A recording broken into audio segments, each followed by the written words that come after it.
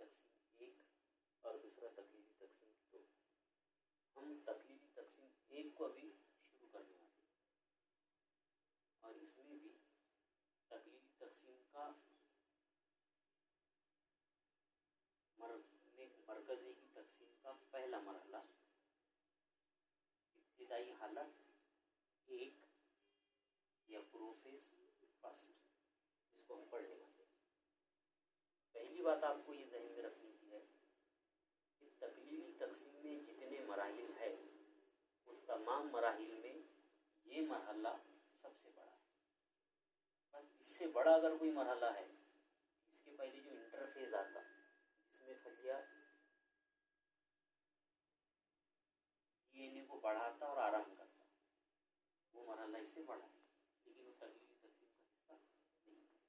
तो profess first ये तकलीली तकसीम का सबसे बड़ा हिस्सा है।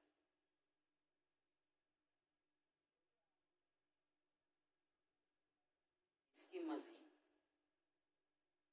5 हिस्से, नंबर 1 लिप,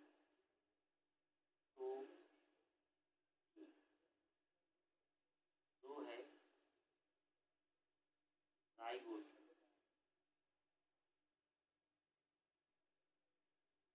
तीसरा है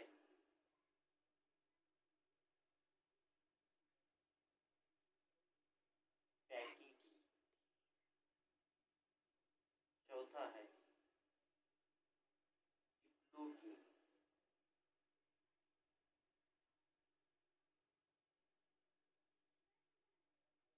और 5वां और आखिरी है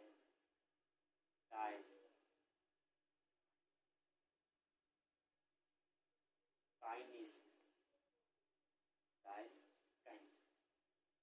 ये प्रोटीन 1, जाइगोटिन 2, पैकेटिन 3, प्रोटीन 4 और डाइकाइनेसिस।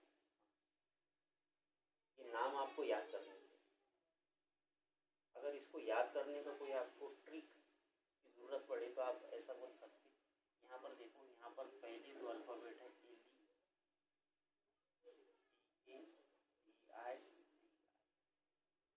लेज़ी। अगर आप पहले 2 अल्फ़ाबेट पर ध्यान देंगे तो आपको एक जुमला मिलेगा, लेज़ी पड़ गई, मतलब बहन सुस्त पड़ गई, लेज़ी पड़ गई दीदी, से आप इसको याद रख सकते। अब प्रॉपर लेप्टोटीन को पढ़ने के पहले आपको थोड़ा सा लेप्टोटीन के पहले, यानी जो प्रोफेज शुरू हो रहा, प्रोफेज का पहला मरहला लेप्टोटीन, इसके पहले जो इंटरफेज हुआ, इंटरफेज में क्या होता उस पर आपको थोड़ा सा ध्यान देने की जरूरत है। ये खलिया, ये है इसकी मरकजी, और अभी जो क्रोमोसोम है वो असेंबल नहीं हुआ। अभी क्रोमोसोम के क्रोमेटिन, मतलब उसकी जो रेशियो एक जगह नहीं आए बल्कि वो बिखरे हुए। लेकिन फिर आपको एक बात ज़हन में रखनी की है कि जो क्रोमोसोम की तादाद है, फर्ज कर लो इंसान की बात करो, इंसान में क्रोमोसोम की तादाद है 46। इंसान के एक खलिए में 46 क्रोमोसोम, ये है 2n। इसका अगर आप इन देखेंगे तो आधे, मतलब 23। ये जो 23 क्रोमोसोम है,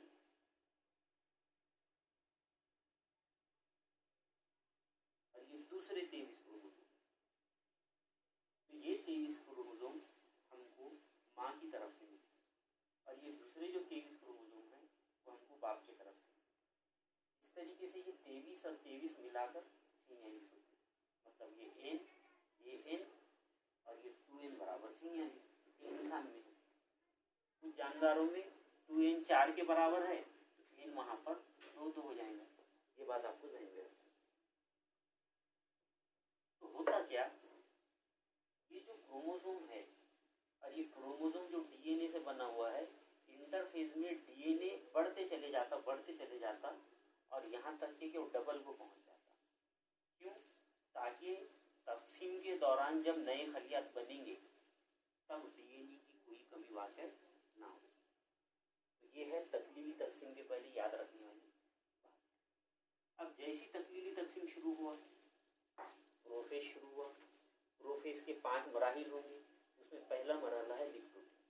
लिप्टोटीन में होता क्या, फिर ये खलिया, ये मरकज़ा,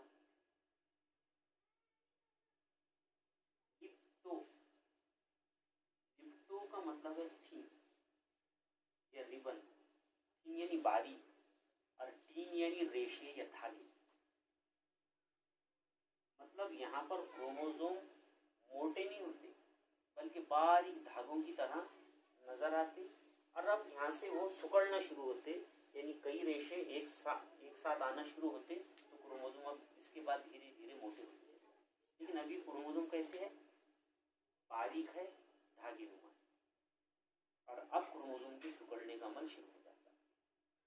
अब रहा सवाल दूसरी बातों का, तो मरकज की छिल्ली, जूम की तू अभी बाकी है।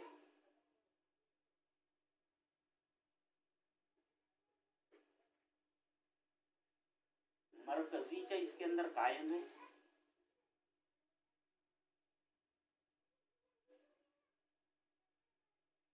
और वो जो सेंट्रियोल रहता है जिसको मरकजक हमने उर्दू में बोले थे, मरकजक भी अपनी जगह पर था। ये हालत रहती है। तकलीली तकसीम 1 में इब्तिदाई हालत 1, प्रोफेज फर्स्ट में हम दूसरा मरहला पढ़ रहे जाइगोटीन। इसके पहले हम पढ़ चुके लिप्टोटीन को। दूसरा है जाइगोटीन। जाइगो यानी 2, पेयर, जोड़ी जिसको बोलते हैं उर्दू में। टीन यानी रेशे, रेशों की जोड़ियां। यहाँ पर आज रेशों से मुराद क्रोमोसोम है। यहाँ पर आप अगर देखेंगे तो क्रोमोसोम की जोड़ी बनती। यहाँ पर एक क्रोमोसोम आपको ब्लू कलर में नजर आ रहा और दूसरा क्रोमोसोम रेड यानी लाल कलर में नजर आ रहा, और ऐसी क्रोमोसोम की जोड़ियां बनती। अब ये जोड़ियां किस तरह से बनती, उस पर हमको थोड़ा सा ध्यान देने का है। पहले तो ये जोड़ी जो है ये है हम तरकीब क्रोमोसोम की। हम तरकीब क्रोमोसोम की। तो हम तरकीब क्रोमोसोम की जो जोड़ी है, जोड़ी में 2 क्रोमोसोम होंगे। इसमें से एक क्रोमोसोम जो है, फर्ज कर लो नीला जो क्रोमोसोम है वो हमको वालिद की तरफ से मिला, और दूसरा जो क्रोमोसोम है लाल, ये फर्ज कर लो हमको माँ की तरफ से मिला। अब इंसान की अगर हम बात करें, अगर इंसान के खलिए में तकलीली तकसीम हो रही तो ऐसी जोड़ियां बनेंगी 23, और 23 जोड़ियां करते करते वो टोटल क्रोमोसोम हो जाएंगे 46।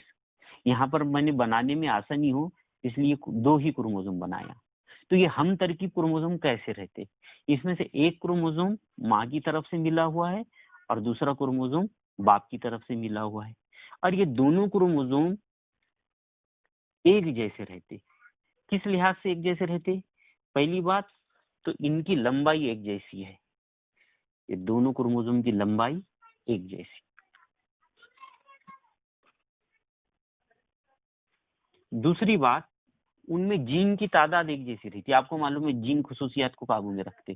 फर्ज कर लो इस पर अगर 100 जीन है तो इस पर भी 100 जीन होंगे, तो इनमें जीन की तादाद भी एक जैसी रहती। और उसके बाद जीन की जो तरतीब रहती वो तरतीब भी एक जैसी रहती। फर्ज कर लो पहले वाला जीन है जिल्द के रंग के वास्ते, जैसा जीन होगा वैसा इंसान का रंग होगा, और दूसरा जीन है फर्ज, और इस पर पहला जीन है रंग के वास्ते, तो इस पर भी पहला जीन रंग के वास्ते होगा। ये भली हो सकता कि एक काले रंग के वास्ते हो जिल्द के, दूसरा गोरे रंग के वास्ते हो, ऐसा हो सकता, लेकिन दोनों जीन एक ही खुसूसियत के दिए होंगे। दूसरा जीन फर्ज कर लो है सर में बाल उगाने के वास्ते, इसमें भी बाल उगाने के वास्ते होगा। ऐसा हो सकता है कि एक घने बालों के वास्ते हो, एक पतले बालों के वास्ते हो। मतलब जीन की क्रोमोसोम की लंबाई एक जैसी रहती, उन क्रोमोसोम पर जीन की तादाद भी एक जैसी रहती, اور ان क्रोमोसोम पर जो जीन मौजूद है उनकी तरतीब भी एक जैसी रहती। तो ऐसी क्रोमोसोम की जोड़ी को कहा जाता होमोलोगस क्रोमोसोम या हम तरकीब क्रोमोसोम। एक जोड़ी में से एक हमको बाप की तरफ से मिलता और दूसरा माँ की तरफ से मिलता।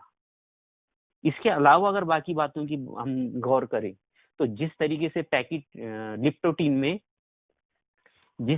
लिप्टोटीन में मरकजीचा कायम रहता तो यहाँ पर भी है, मरकज़ा कायम अपनी जगह पर है और मरकज की झिल्ली भी अपनी जगह पर कायम है। सिर्फ यहाँ पर खास बात यह है कि क्रोमोसोम की पेयरिंग होती, क्रोमोसोम की जोड़ियां लगती। एक बात आपको और ध्यान में रखने की है, एक क्रोमोसोम की पेयरिंग की वजह जो साख्त बनती उसको बोलते सिनेप्सिस। ये क्रोमोसोम की पेयरिंग की वजह से जो आपको ये सिचुएशन नजर आ रही, ये पेयरिंग कहलाती सिनेप्सिस। और इसकी वजह से जो एक कॉम्प्लेक्स तैयार हो रहा है, एक पेचीदगी तैयार हो रही, इसको बोलते सिनेप्टोनेमल कॉम्प्लेक्स। और ये सिनेप्सिस की वजह से क्रोमोसोम अपनी जगह पर कायम रहते।